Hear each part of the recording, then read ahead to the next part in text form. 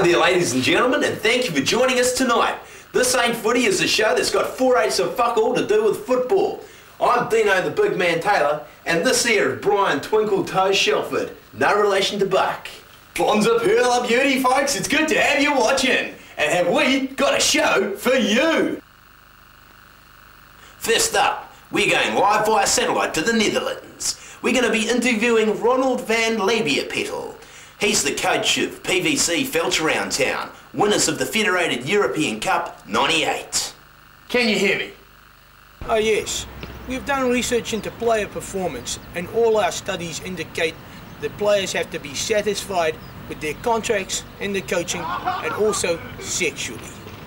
Okay, that's just cracking, mate. But tell us, how do you deal with the players getting blue balls? I'm sorry, I'm not quite sure I understand. The blue balls? It's actually quite warm here today. Well, Ronald, I think Dino actually wants to know, how do you satisfy these players sexually? Yes, we have a group of young ladies. They pleasure the players one-on-one or in the group orgy. It is almost uplifting. That's just fantastic, Ronald. And I'm sure you viewers out there just want to know if the girls get free tickets to all the games. What's the story there, Ronald? Yes, the girls actually tour with the team, and during the game they are busy keeping their juices flowing. We have come to realise that an injured player who is coming off halfway through the game cannot be expected to enter the harsh and dry vagina, so the girls keep their libidos in motion using the vibrating devices and the cunnilingus. Cunnilingus? I think that means fancy talk, mate. When we look at the statistics from last year, though, we see a string of convincing wins and one real shocker of a loss. Can you tell us what's up with that, mate? Yes. Well, we were on tour last season, and approximately 3/4 of the young ladies were not up to their usual pre-match fornication due to a simultaneous menstrual cycle, most upsetting. And by half-time during the game, the remaining ladies had complained that they were getting a raw deal. Yes, well, a raw deal indeed, eh, folks? Yeah, I bet he was sweating like Mark Ellis. Mark Ellis.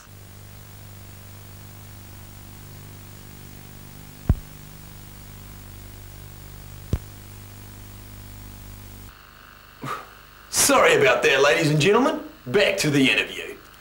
So, Ronald, I understand you've copped a wee bit of flack from the English Football Union about your training methods. Can you elaborate on that for us? Yes, but at least we do not push each other through fences. Okay, mate. Looks like we won't be going there, eh? What about the players, mate? How do they feel? Yes, the players are feeling very much happier with themselves, playing a freer kind of game.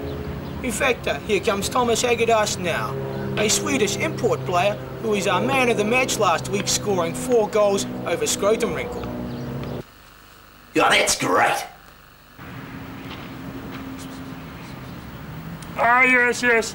Yes, my erections nowadays are very strong, very powerful, gives me a lot more confidence on the field, and at the end of the game I get to look forward to the penetration. You see, also half-time I enjoy the oranges, and afterwards the fellatio. The oranges are also quite refreshing. Super. So, Ronald, have you got any last words for us? Yes, I think we can come to expect to see a lot more of this kind of thing in European football, and perhaps even in the years to come, your national game of rugby? Well, we can only hope, Ronald. And I've got to say, it'd be fabbo, top stuff to have Ronnie and his boys down under, here in New Zealand.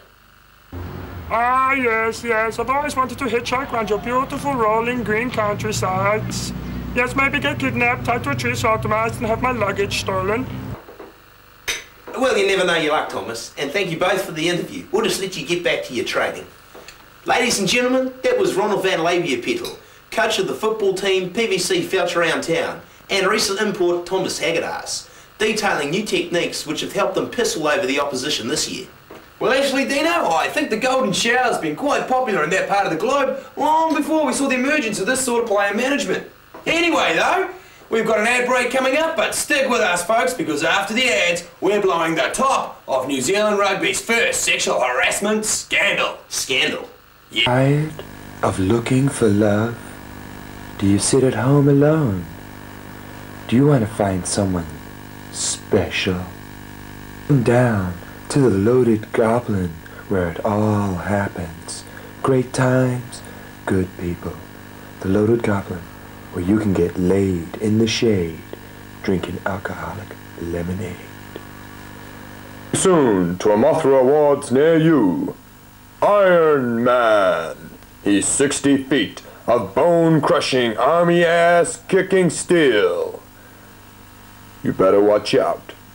Iron Man is about. Okay, folks, if you've just tuned in, this ain't footy. And we're about to blow open the first sexual harassment scandal in the NPC. Well, that's right, Brian. Earlier on today, I had an exclusive interview with the player at the heart of the scandal. For legal reasons, we can't name the team he plays for, and the player himself would rather remain anonymous for fear of losing valuable product endorsement deals. So tell us when you first noticed something was wrong, mate. Well, I mean, I didn't notice at first. How can you? I started out with a little pat on the bum when I made a nice tackle or a good pass. Yeah, but we've all seen that before, mate. Yeah, but that's just the tip of the iceberg. That's what the public sees. I mean, you can only feel a lock's tongue run up the inside of your leg so many times before you start to enjoy it. So when did you actually first realise that you were becoming a chutney ferret? Well, at first, I thought the soap was just slipping out of their hands in the showers. But then I noticed it was happening all the time. And then I started to pick it up. You go, mate. Thank you. Do you want to go on? Yeah. Was it any players in particular? Well, no, it was pretty much a team effort, really. I mean, after all, there is no I in the words anal sex. I mean, this is why most of these guys play the game. You know, first I started underperforming in the hope that they wouldn't notice me. But in the end, I just gave in, and now I've developed an eating disorder. I understand you're now receiving counselling to regain your heterosexuality. Have you had any success? Well, it's hard.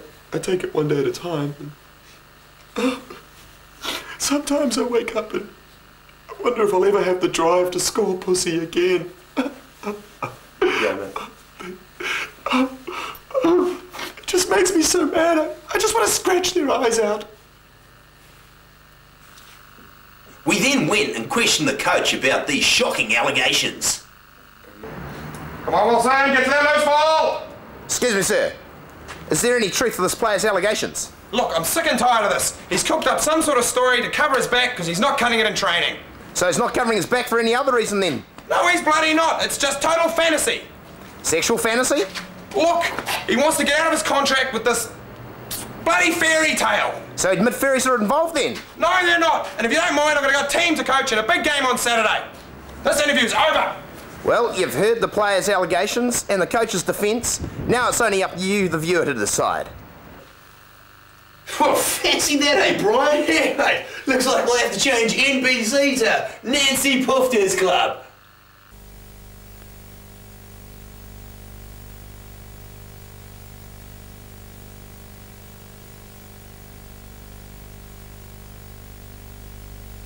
Okay, you folks in TV land, join us. Join me next week as I go undercover to expose the reason for the All Blacks' shocking string of defeats. Cannabis, supplied by the New Zealand cricket team, has sent our boys on a downward spiral of drugs and bad rugby. So, you'll be joining me next week as I take a dive into the seedy underbelly.